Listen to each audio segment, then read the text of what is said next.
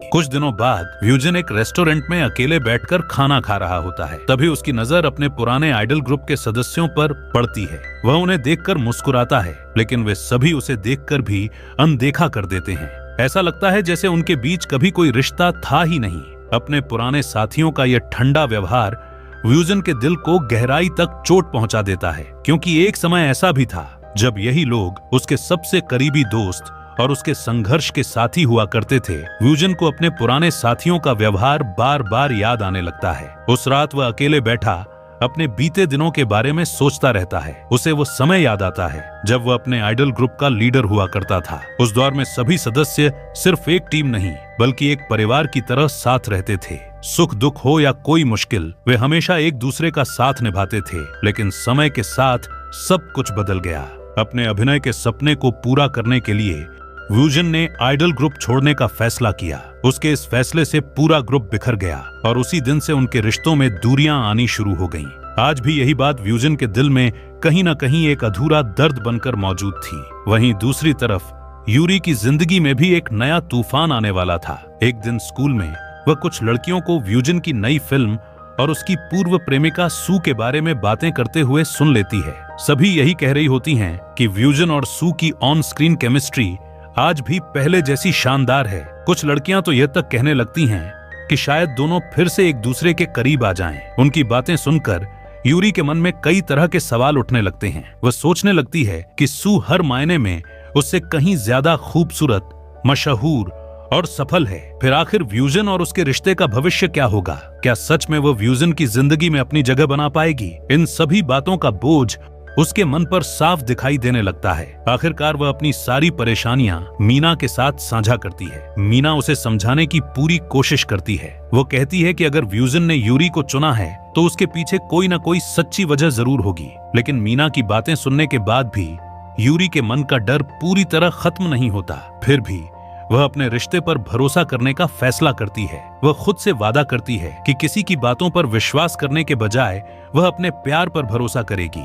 इसी विश्वास के साथ यूरी सीधे व्यूजन के अपार्टमेंट पहुंच जाती है। आखिर व्यूजन ने ही तो उससे कहा था कि जब भी उसका मन करे वह बेझिझक वहां आ सकती है। यूरी जैसे ही व्यूजन के अपार्टमेंट पे पहुंचती है, वह हमेशा की तरह बिना झिझक अंदर चली जाती है।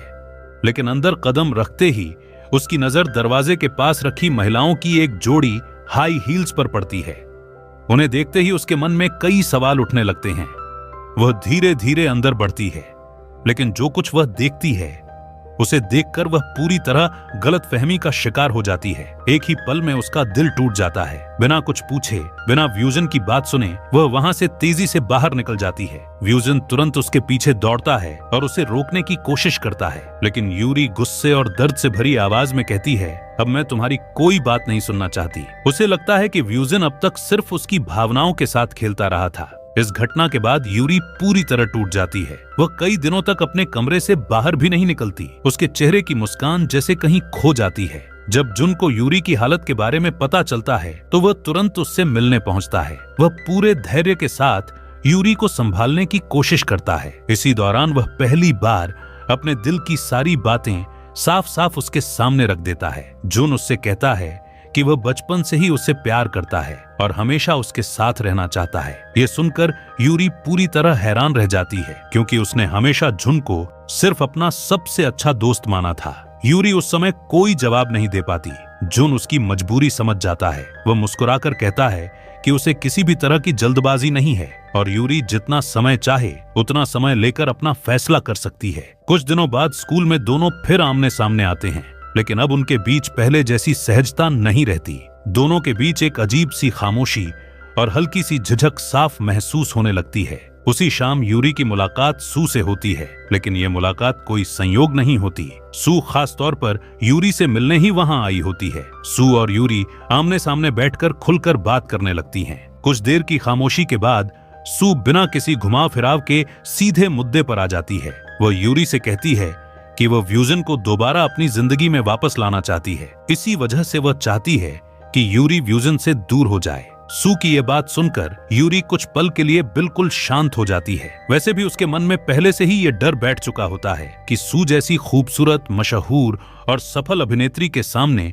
उसका कोई मुकाबला नहीं है। इसी वजह से वह झिझकते हुए उसकी बात मानने के बारे में सोचने लगती है, लेकिन अगले ही पल वह अपनी दिल की बात भी साफ साफ कह देती है। यूरी कहती है कि वह अभी व्यूजन को और बेहतर तरीके से समझना चाहती है। वह उसके साथ थोड़ा और समय बिताना चाहती है ताकि अपने दिल के सभी सवालों के जवाब खुद पा सके। यूरी की मासूमियत, उसकी ईमानदारी और सच्चे दिल को देखकर सू का नजरिया धीरे धीरे बदलने लगता है। आखिरकार वह फैसला करती है कि अब यूरी से कोई बात छिपाना ठीक नहीं होगा। वह उसे पूरी सच्चाई बता देती है। सू बताती है कि कुछ दिन पहले उसने खुद रोते हुए व्यूजन से दोबारा साथ आने की गुजारिश की थी, लेकिन व्यूजन ने साफ शब्दों में उसके इस प्रस्ताव को ठुकरा दिया था। इसके बाद सू एक और सच बताती है। वह कहती है कि जिस दिन यूरी ने गलतफहमी में सब कुछ देखा था, उस दिन व्यूजन ने उसे किस नहीं किया था। असल में व्यूजन को किस करने की पहल उसी ने की थी, लेकिन व्यूजन ने उसके उस किस का जरा सा भी जवाब नहीं दिया। ये पूरी सच्चाई सुनकर यूरी के मन की सारी गलतफहमियां धीरे धीरे दूर होने लगती हैं। अपनी बात पूरी करने के बाद सू मुस्कुराकर यूरी से विदा लेती है। वह फैसला कर चुकी होती है कि अब वो खुद इस रिश्ते से पीछे हट जाएगी ताकि यूरी और व्यूजन का सच्चा प्यार बिना किसी रुकावट के आगे बढ़ सके। उधर उसी रात व्यूजन भी यूरी से मिलने पहुंचता है। वह उस दिन हुई गलतफहमी को हमेशा के लिए दूर करना चाहता था और दिल से माफी मांगता है।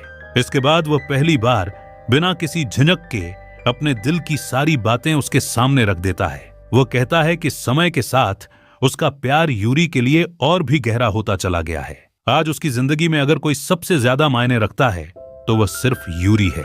व्यूजन की सच्ची बातें सुनकर यूरी की आंखें नम हो जाती हैं। उसके मन में बची हुई सारी गलतफहमियां और नाराजगी एक पल में खत्म हो जाती हैं। लेकिन व्यूजन अच्छी तरह जानता है कि एक मशहूर अभिनेता होने की वजह से उसकी निजी जिंदगी पर हमेशा लोगों की नजर रहती है। इसीलिए अगले ही दिन वह एक खास सरप्राइज प्लान करता है। वह पूरे अम्यूजमेंट पार्क को कुछ घंटों के लिए प्राइवेट तौर पर बुक करवा लेता है ताकि वो और यूरी बिना किसी रुकावट के साथ समय बिता सके। इसके बाद दोनों पूरे पार्क में खुलकर मस्ती करते हैं। कभी रोमांच से भरी रोलर कोस्टर राइड का मजा लेते हैं तो कभी कैरोसेल पर बैठकर बचपन जैसी खुशियां महसूस करते हैं। बीच बीच में दोनों साथ बैठकर आइसक्रीम खाते हैं और ढेर सारी बातें करते हैं। उनकी हंसी पूरे पार्क में गूंजने लगती है। लेकिन धीरे धीरे रात होने लगती है। यूरी को याद आता है कि घर पर उसकी छोटी बहन उसका इंतजार कर रही होगी, इसलिए उसे वापस घर लौटना पड़ता है। जाने से पहले व्यूजन उसे रोकता है और कहता है कि उसके पास यूरी के लिए एक छोटा सा तोहफा है। यूरी उत्सुकता से अपनी आंखें बंद कर लेती है। उसे लगता है कि शायद व्यूजन उसे कोई बेहद रोमांटिक सरप्राइज देने वाला है, लेकिन जब वह आंखें खोलती है तो उसके चेहरे पर एक प्यारी सी मुस्कान फैल जाती है, क्योंकि व्यूजन उसे एक बेहद खूबसूरत नेकलेस गिफ्ट करता है। उस नेकलेस में सिंड्रेला के कांच के जूते के आकार का एक छोटा सा पेंडेंट लगा होता है। ये वही कहानी थी जिसे यूरी बचपन से सबसे ज्यादा पसंद करती आई थी। व्यूजन मुस्कुराते हुए उसकी तरफ देखता है और कहता है, तुम्हारे साथ रहकर मुझे सच में बहुत खुशी होती है। यूरी की आंखों में खुशी साफ झलकने लगती है, क्योंकि उसे एहसास हो जाता है कि उसे सिर्फ एक प्यार करने वाला इंसान ही नहीं, बल्कि ऐसा साथी मिला है जो उसकी छोटी से छोटी पसंद तक को दिल से याद रखता है। व्यूजन मुस्कुराते हुए यूरी की ओर देखता है और कहता है, मैं तुम्हारा प्रेमी बनकर सच में बहुत खुश हूँ। उसकी यह बात सुनकर यूरी की खुशी का कोई ठिकाना नहीं रहता। उस पल के बाद दोनों का रिश्ता पहले से भी ज्यादा मजबूत हो जाता है। धीरे धीरे उनकी जिंदगी प्यार, खुशियों और साथ बिताए खूबसूरत पलों से भरने लगती है। कभी वे नई नई जगहों पर घूमने जाते हैं, कभी साथ में फिल्म देखते हैं, तो कभी सप्ताहांत पर एक दूसरे के साथ सुकून भरा समय बिताते हैं। सब कुछ किसी खूबसूरत सपने जैसा लगने लगता है। लेकिन हर खूबसूरत कहानी की तरह उनकी जिंदगी में भी एक नई मुश्किल दस्तक देती है।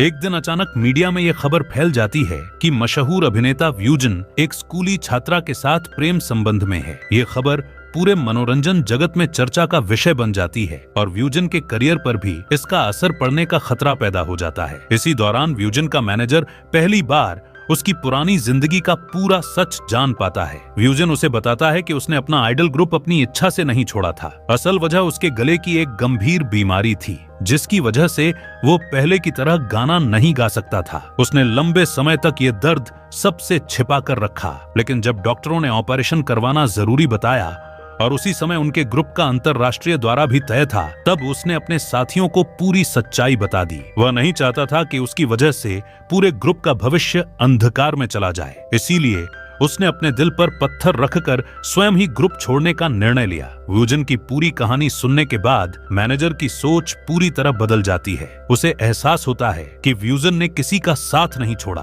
बल्कि दूसरों के सपनों को बचाने के लिए अपना सबसे बड़ा सपना कुर्बान कर दिया। मैनेजर व्यूजन से वादा करता है कि अब वह हर परिस्थिति में उसके साथ खड़ा रहेगा और उसके हर सपने को पूरा करने में उसकी पूरी मदद करेगा। दूसरी ओर यूरी भी इन सभी बातों के बारे में लगातार सोचती रहती है। वह समझ चुकी होती है कि उसके और व्यूजन के रिश्ते की वजह से व्यूजन को कितनी परेशानियों का सामना करना पड़ रहा है। बहुत सोच विचार करने के बाद वह एक कठिन फैसला लेती है। अगले दिन वह व्यूजन से मिलने जाती है। उसकी आंखों में आंसू होते हैं। वह व्यूजन से माफी मांगते हुए कहती है कि शायद उसकी वजह से व्यूजन की जिंदगी में इतनी सारी मुश्किलें आ गई हैं। वह भारी मन से कहती है कि अब समय आ गया है कि उनकी इस छोटी सी परिकथा का अंत कर दिया जाए। इतना कहते ही यूरी रोते हुए व्यूजन से अपना रिश्ता तोड़ देती है। सबसे दुखद बात यह होती है कि यह सब व्यूजन के जन्मदिन के दिन ही होता है। यूरी के जाने के बाद व्यूजन कुछ देर तक वहीं खामोश खड़ा रह जाता है। उसके पास कहने के लिए शब्द तो बहुत होते हैं, लेकिन उन्हें सुनने वाला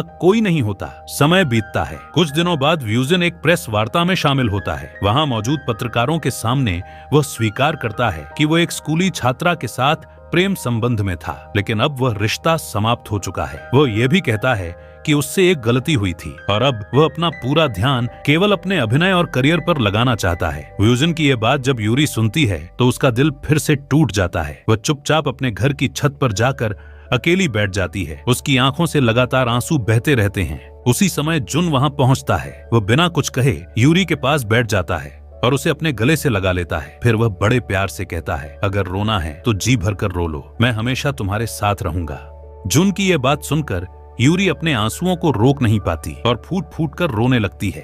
इसके बाद कहानी सीधे 3 वर्ष आगे बढ़ जाती है। अब व्यूजन केवल देश ही नहीं बल्कि पूरी दुनिया में एक सफल अभिनेता के रूप में अपनी पहचान बना चुका होता है। इतना ही नहीं, वह अपने शानदार अभिनय के लिए एक प्रतिष्ठित अंतरराष्ट्रीय पुरस्कार भी जीत चुका होता है।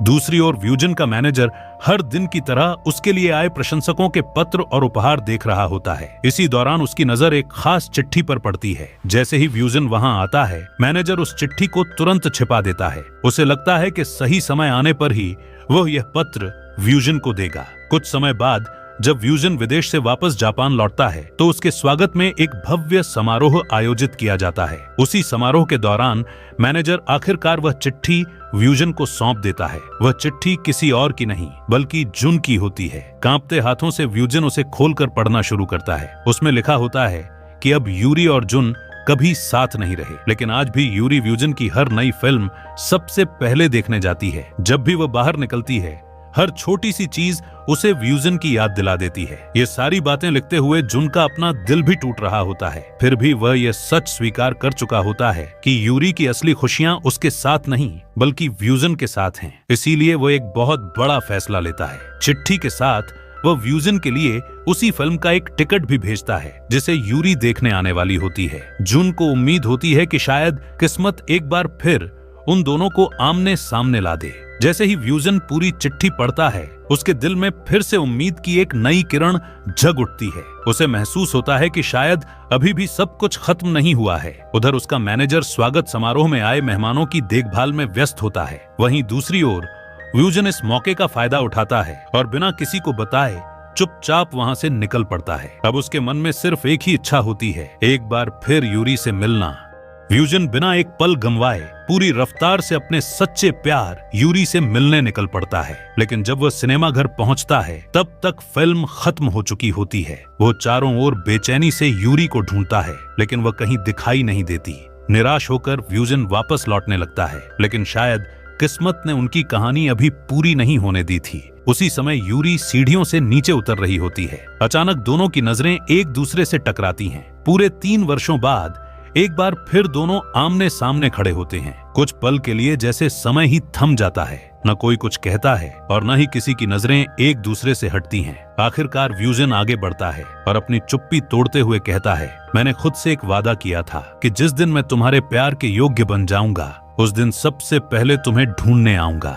ये कहते हुए वह अपनी जेब से एक छोटा सा डिब्बा निकालता है। वह यूरी को बताता है कि यह उसके जन्मदिन का वह तोहफा है जो वह उसे 3 साल पहले देना चाहता था। यूरी जैसे ही डिब्बा खोलती है उसकी आंखें नम हो जाती हैं। उसके अंदर कांच के जूतों से प्रेरित एक बेहद खूबसूरत जोड़ी होती है। वह सिर्फ एक उपहार नहीं था बल्कि उनके बचपन के उस सिंड्रेला वाले सपने और जीवन भर साथ चलने के वादे का प्रतीक था। यूरी की आंखों से खुशी के आंसू बहने लगते हैं। वह मुस्कुराते हुए धीरे धीरे व्यूजन की ओर बढ़ती है।